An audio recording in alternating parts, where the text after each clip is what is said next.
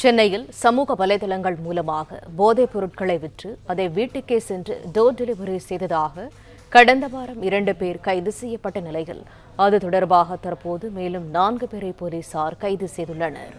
கூடுதல் தகவல்களை தருகிறார் எமது செய்தியாளர் சரவணன். சரவணன், வணக்கம். விவரங்கள்.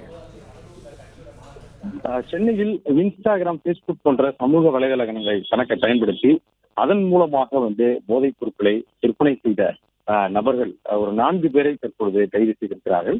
கொத்தவால்சாவடி பகுதியில் கடந்த வாரம் 2 நபர்கள் இது போன்ற வழக்கில் கைது செய்யப்பட்டார்கள்.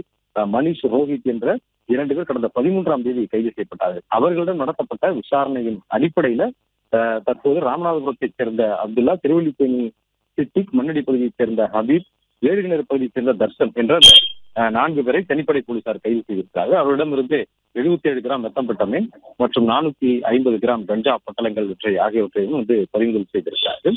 இந்த நபர்கள் இது போன்ற இன்ஸ்டாகிராம், பேஸ்புக் மூலமாக அறிமுகமாகிக் கொண்டு இவர்கள் அந்த விற்பனை செய்து வந்திருப்பதும், தொடர்ந்து இதற்காக தனியாக ஒரு வாட்ஸ்அப் குழுவை அமைத்து அதன் மூலமாக மொத்தமாக பெங்களூரிலிருந்து இவற்றை போதைப் பொருட்களை வாங்கி இங்கு சில்லறை விற்பனையில் ஈடுபட்டிருப்பது தெரிய வந்திருக்கிறது.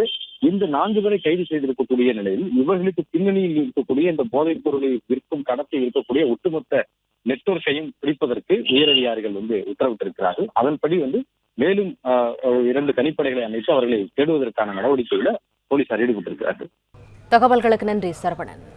பிளே ஸ்டோர் மற்றும் ஆப் ஸ்டோரில் இருந்து பாலிமர் செயலியை QR கோடு மூலம் பதிவிறக்கம் செய்யுங்கள்.